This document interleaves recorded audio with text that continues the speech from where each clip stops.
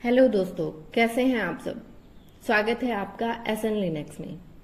आज हम नेटवर्किंग के बारे में पढ़ेंगे जो हमारे लिनक्स और क्लाउड में इम्पोर्टेंट है। उन सभी स्टेप्स को हम वन बाय वन करके कवर करेंगे, जैसे कि हमारा नेटवर्क क्या होता है, क्या यूजेस होते हैं, क्या इनकी फंक्शनैलिटीज होती हैं, ओएसआई लेयर क्या होती हैं, कैसे ओएसआई लेयर काम करती हैं, देन हमारा डीएनएस क्या होता है, हब क्या होता है, राउटर क्या होता है, ब्रिज क्या होता है, स्विचेस क्या होते हैं, टीसीपी यूडीपी जो हमारे प्रोटोकॉल्स होते हैं वो कब हम कैसे यूज करते हैं। तो वो ऑल ओवर चीजें हम वन बाय वन करके नेटवर्किंग में कवर करेंगे। तो अभी देर न करते हुए स्टार्ट करते हैं। फर्स्ट ऑफ ऑल, नेटवर्क क्या होता है। तो नेटवर्क हमारे पास मान लीजिए कि दो मशीन्स हैं, उनके बीच में हमें कोई भी मैसेज सेंड करना है तो एक ट्रांसमिशन मीडियम काम करता है, तो उस मीडियम को हम नेटवर्क बोलते हैं। दो मशीन्स के बीच में जो एक माध्यम होता है उसको हम नेटवर्क बोलते हैं।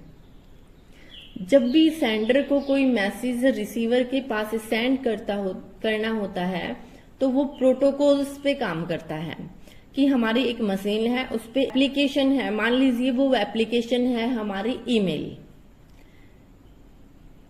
अब ईमेल जो है वो एसएमटीपी प्रोटोकॉल पे काम करता है। एसएमटीपी प्रोटोकॉल का एक पोर्ट नंबर डिफाइन होता है, वो पोर्ट नंबर होता है 25। तो जिस एप्लीकेशन से हम मैसेज सेंड कर रहे हैं, ईमेल सेंड कर रहे हैं, वो हमारे पोर्ट 25 प्रोटोकॉल से निकला। देन जहां जिस रिसीवर की एप्लीकेशन उसकी मेल पे सेंड कर रहे हैं उसी पर भी वही प्रोटोकॉल डिफाइन है।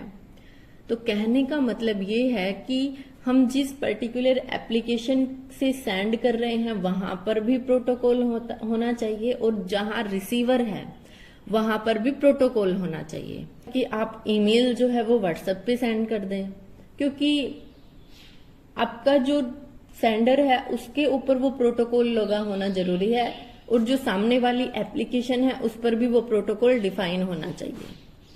तो इस तरीके से हमारे प्रोटोकॉल काम करते हैं। So a computer network is defined as a system that connects two or more computing device for transmitting and sharing information। दो या दो से ज्यादा मशीन्स जो है हमारे वो डाटा को ट्रांसफर या शेयर करते हैं, उसके बीच में जो हमारा मीडियम होता है वो नेटवर्क होता है। देन क्या पर्पस है हमारे नेटवर्क का। सो the purpose of a computer network is that they can share something। the main part of a computer network is to share the data।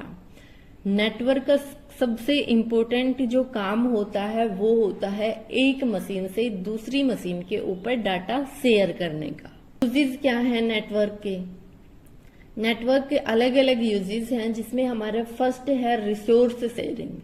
अब रिसोर्स शेयरिंग क्या होता है, बेसिकली हम दो मशीन्स पे काम कर रहे हैं तो उस मशीन का एक्सेस देना, प्रिंटर का एक्सेस देना, हमारे डाटा का एक्सेस देना कि मेन हमारा डाटाबेस किसी सर्वर के ऊपर है, उसमें कुछ भी हमें चेंजेस करना है, देखना है, उसका एक एड्रेस, एक उसका जो रिसोर्स है वो हम किसी पर्टिकुलर को शेयर कर देते हैं।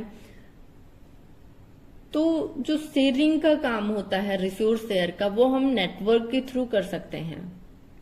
उनके लिए भी हमारा नेटवर्क जो है वही काम करता है। जैसे कि computer network is also important in businesses.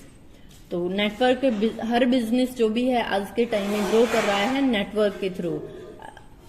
We can do the business over the internet. For example, Amazon.com is doing their business over the internet. Example, they are doing their business over the internet. All over businesses जो है वो depend कर रहे हैं network के ऊपर। जैसे कि आज आप और हम भी कम्युनिकेट कर पा रहे हैं तो वो उसका रीजन भी नेटवर्क ही है। तो इस तरीके से ई कॉमर्स वेबसाइट या ई कॉमर्स एप्लीकेशन के लिए भी नेटवर्क यूजफुल होता है। जैसे कि आप यहां से आप एक एप्लीकेशन में कुछ भी आपने वहां देखा, देन उसमें जो आपको ठीक लगा वो आपने परचेज किया, वो आपको मिला। ई कॉमर्स वेबसाइट का वर्क है ये।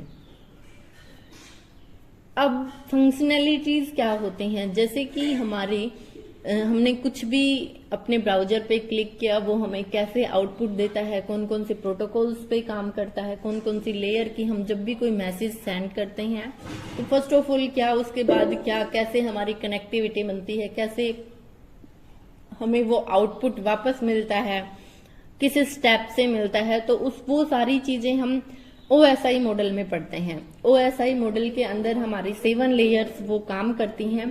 तो वो जो लेयर्स हैं वो भी फंक्शनैलिटीज पे काम करती हैं। फंक्शनैलिटीज 2 टाइप की होती हैं, मैंडेटरी और ऑप्शनल। मैंडेटरी के अंदर क्या होता है, जैसे कि कोई error control, flow control. Optional encryption, decryption.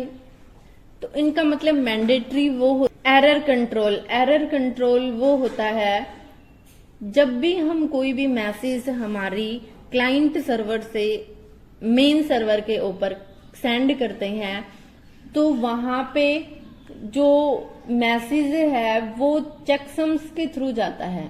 अब चेकसम क्या होते हैं, चेकसम डिफाइन करते हैं कि हमारा जो मैसेज हमने सेंड किया है वो प्रॉपर पहुंचा है या नहीं पहुंचा है।